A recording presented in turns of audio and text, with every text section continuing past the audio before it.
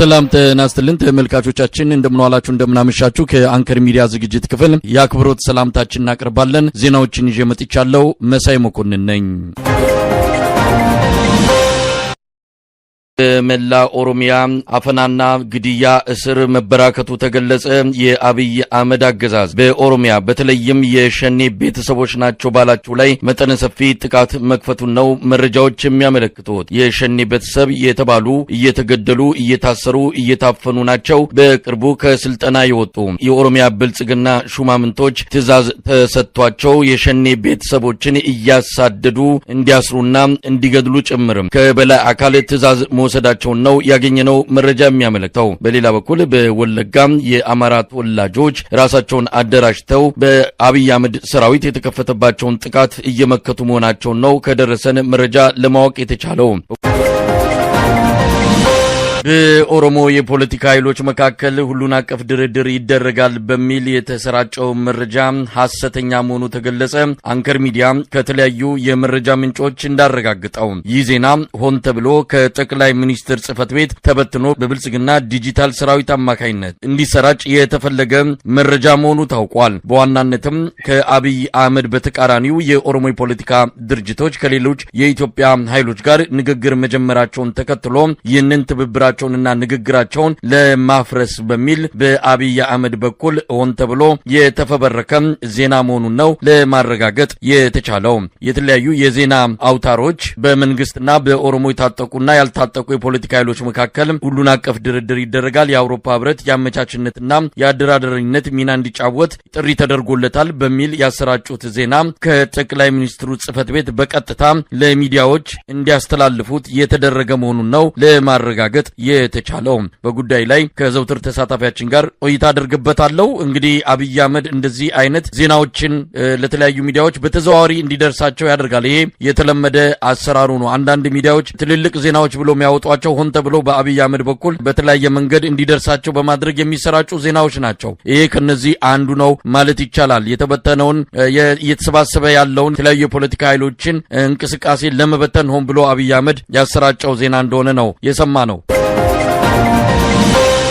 በአማራ ክልል የሚካሄደው የህልውና ጦርነት ባለፉት 2 ቀናት ተጠናክሮ መቀጠሉ ታወቀ። የአገዛዙ ይዞታዎች ላይ ጥቃት በመፈጸም እየተካሄደ መሆኑን የአማራ ፋኖ ብሔራዊ ኃይል ሰሜን አማራ ቀጠና በላይ ዘለቀ እዝ አስታውቋል። በደባርቅ አካባቢ በተደረገ ውጊያ በርካታ የአገዛዙ ሰራዊት አባላት ምርኮኛ መሆናቸው ተመልክቷል።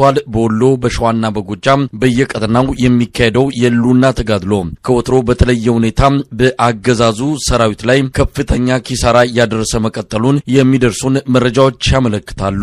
የዘውትር ተሳታፊያችን በርካታ መረጃዎችን ይዞ እየጠበቀን ነው። በማዕከላዊ ጎንደር በወገራ ወረዳ ገደብዬ ከተማ ላይ ሰፍሮ የነበረውን የአገዛዙ ጥምር ጦር የፋኖ ኃይሎች ከ6 ቀን በፊት በፈጸሙት ጥቃት 3 ምሽጎችን ተቆጣጥረው በአገዛዙ ጦር ላይ ከፍተኛ ወታደራዊ ኪሳራ በማድረሳቸው ከተማዋን ለግማሽ ቀንም ተቆጣጥረው እንደነበር ይታወቃል። የፋኖ ኃይሎች ከተማዋን የልባቸውን ሰርተው ለቀው ከወጡ በኋላ ግን የአገዛዙ ጦር ከሌላ ቦታ በመምጣት ወደ ከተማዋ በመግባት 18 ንጹሃንን ከ8 ዓመት እስከ 65 ዓመት የሚገመቱ ንጹሃንን ከየቤታቸው እያወጣ በግደሉ የሚታወስ ጉዳይ ነው። ነገር ግን የፋኖ ኃይሎች ዝክረ ገደብዬ ሰማዕታት በሚል በአካባቢ ወታደራዊ ዘመቻ በመጀመራቸው በተለይ በገደብዬ፣ በደባርቅ ዙሪያ፣ ቦዛም፣ በአምባ ጊዮርጊስና በወርቀ ደሞ በተባሉ ቁልፍ ወታደራዊ ይዞታዎች ላይ የነበረውን የመከላከያ ሰራዊትና የአድማ ብተና ኃይል ከፍተኛ ጥቃት በመፈጸም ድል በድል ተጎናጽፈዋል። በዚህ አካባቢ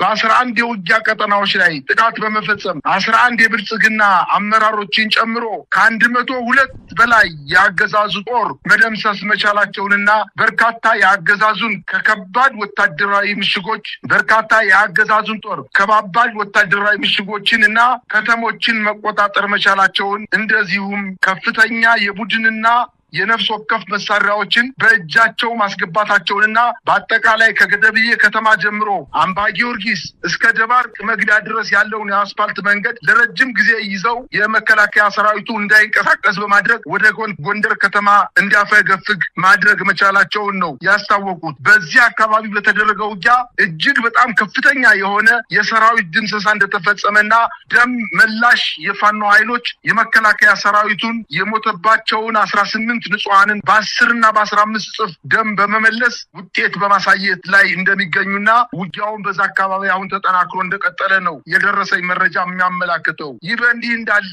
በምዕራብ አርማጭሆ ወረዳ አብርሃጅራ ከተማ ላይ ልዩ ስሙ ድልድይ በተባለ ቦታ ላይ የፋኖ ኃይሎች በወታደራዊ ተሽከርካሪዎች ላይ በአጀብ ሲጓዙ በነበሩ የአገዛዙ ጦር ላይ በፈጸሙት ማጥቃት ከ30 በላይ የአብይ አህመድ ጦር ሙትና ቁስለ ሲሆን 3ቱን ደግሞ በመማረክ በፋኖ ኃይሎች ተይዘው እንደተወሰዱ የአካባቢው የዓይን እማኞች ለአንከር ሚዲያ አስታውቀዋል። ዛሬ ደግሞ ከጎንደር ከተማ አቅራቢያ ባሉ ከተሞች ላይ በተለይ በማክሰኝት፣ ጸዳ እንዲሁም በለሳ መገንጠያ በተባሉ ቦታዎች ላይ የፋኖ ኃይሎች በአገዛዙ ጦር ምሽጎች ላይ በፈጸሙት ከባድ ማጥቃት ተከትሎ በአካባቢው ከባድ ውጊያ መቀስቀሱ ሲታወቅ ከአዲስ ዘመን እስከ ጎንደር ያለው ዋና አውራ ጎዳና መንገድ ከመኪና እንቅስቃሴ ውጭ ሆኖ መዋሉን የአካባቢው የዓይን እማኞች አስታውቀዋል። ይህ በእንዲህ እንዳለ በምስራቅ ጎጃም ዞን እናርጅና ውጋ ወረዳ የአገዛዙ ጦር ከወረዳው አመራሮች ጋር በመሆን ከደብረ ወርቅ ከተማ ተነስተው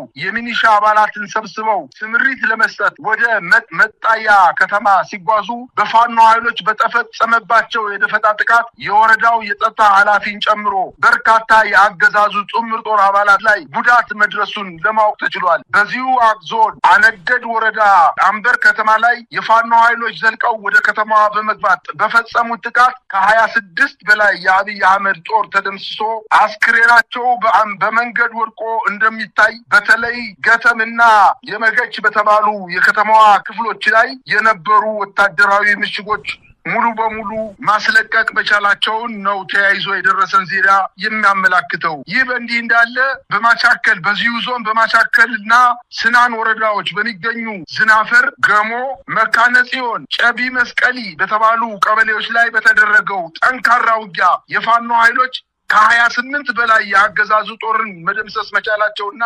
ከ12 በላይ ማቁሰል መቻላቸውን ለማወቅ ተችሏል። በምስራቅ ጎጃም አካባቢ በበርካታ ምሽጎች ላይ የፋኖ ኃይሎች ጥቃት በመፈጸም በአገዛዙ ጦር ላይ በተለይ በዋናነት በሚኒሻ በአድማ ብተናና በመከላከያ ኃይሉ ላይ ከፍተኛ ጉዳት ከማድረሳቸውን በተጨማሪ እስከዛሬ ድረስ በቁጥጥራቸው ስር ያላረጉትን በመከላከያ ተይዘው የነበሩ ምግቦችን ደርምሶ በመግባት ከተሞችን በመቆጣጠር ላይ እንደሚገኙ ነው ተያይዞ የደረሰን ዜና የሚያመላክተው። በሌላ ዜና በሰሜን ሸዋ በምንጃር ሸንኮራ ወረዳ ላለፉት 3 ተከታታይ ቀናት በአገዛዙ ጦር ላይ በፋኖ ኃይሎች መካከል በአገዛዙ ጦርና በፋኖ ኃይሎች መካከል በተቀሰቀሰው ውጊያ በአገዛዙ ጦር ላይ ሰብአዊና ቁሳዊ ክሳራ ደርሶበታል። በተለይ በዚሁ ቀጠና ኮርማ፣ ሀገረ ማርያም፣ ሐሙስ ገበያ፣ ስቻትና በረህት አካባቢዎች በከባድ መሳሪያ የታገዘ ከባድ ጦርነት እየተደረገ እንደሆነ ለማወቅ ተችሏል። በተለይ ደግሞ ዛሬ የውጊያ ቀጠናው ምንታምርና መተብላ ወደ ተባሉ አካባቢዎች የዋለ ሲሆን አካባቢዎቹን ለመቆጣጠር የተንቀሳቀሰው የአገዛዙ በርካታ ክፍለ ጦር ያልጠበቀው መልሶ ማጥቃት ደርሶበት በሽሽት ላይ መሆኑን የአካባቢ ነዋሪዎች ለአንከር ሚዲያ ተናግረዋል። ይህን ከፍተኛ ወታደራዊ እንቅስቃሴ ተከትሎ የፋኖ ኃይሎች ባልተጠበቀ ቦታ ማለትም ነፋሳና ጭቃ ቆላ በተባሉ አካባቢዎች ላይ በሚገኙ የአገዛዙ ጦር ወታደራዊ ካምፖች ላይ ጥቃት በመፈጸም ከፍተኛ ጉዳት ማድረሳቸውን ለማወቅ ተችሏል። በሌላ ዜና በሰሜን ወሎ ራያ ቆቦ ወረዳ ብዬና አረፋ ጊዮርጊስ አካባቢዎች ላይ በዚህ ሰዓት ከፍተኛ ውጊያ እየተደረገ እንደሆነና የፋኖ ኃይሎች ከባባድ ወታደራዊ ምሽጎች ላይ የነበረውን የአድማ ብተናና የመከላከያ ሰራዊት አባላት ይዞታ የነበረውን በከበባ በማጥቃት በዚህ ሰዓት የደረሰው ጉዳት ለማወቅ ባይቻልም ውጊያው ግን በፋኖ ኃይሎች የበላይነት ከፍተኛ ማጥቃት እየተፈጸመ ሲሆን ምናልባትም በዚህ አንተና እኔ በምንነጋገርበት ሰዓት የጠቀስኩልን ጎብዬና አረፋ ጊዮርጊስ የሚባሉ አካባቢዎችን ለመቆጣጠር የፋኖ ኃይሎች አልመው በ3 አቅጣጫ ጥቃት መፈጸማቸውንና ወደፊት እየገፉ እንደሚገኙ ነው ተያይዞ የደረሰኝ መረጃ የሚያመላክተው።